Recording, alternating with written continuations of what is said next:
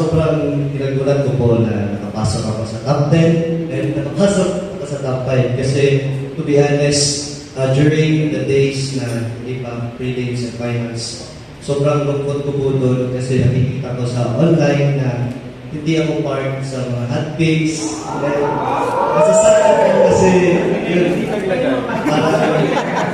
nalulungkot ako sa mga taong kumulong sa akin kasi parang hindi ako visible doon.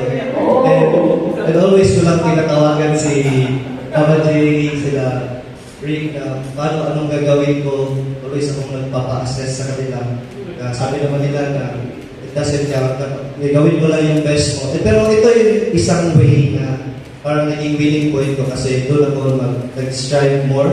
Hindi naman naging competitive, but doon naging more drive na magpursige pa ako at galingan ko lang sa closed door, sa preliminaries, and sa finals. Kasi yun yung mga important parts ng pageant para manalo. And yun, kung tinawag ako sa top 10, parang happy. But after nun, pagsagot ko sa top 10 na question, which is given to us 1 hour before nag-start yung show, parang nag-struggle ako doon kasi paano ko kaya isasagot yung sagot ko in 20 seconds na not updated, hindi siya practice na answer.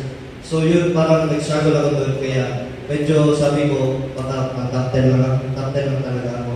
But luckily, so happy na tinawag kayo sa top 5. And sabi ko doon, sasagutin ko lang ito from the heart. And yun, parang nalungkot ako doon, but nakita ko yung mukha ni Mama Jay. Sabi niya, bakit sa top 10, top 10. So yun, parang sobrang sad ng face ko, but gano'n lang ako.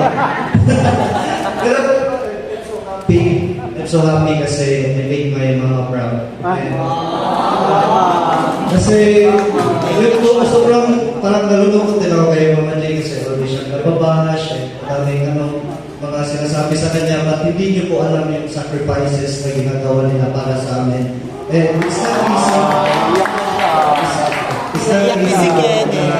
Camera dito. Yung hindi nakikita ng tao, yung mga sacrifices nila. Yung gastos, grabe.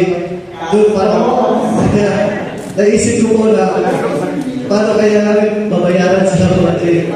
Milyon-milyon po yung gasto nila for us. And papasahin pala lahat-lahat. And parang wala silang parang hinihingi kapalit para sa amin. Gusto lang nila i-represent yung country natin well doon sa international stage. Sobrang thankful ako kay Mama Jay personally. Thank you, man, and we love you.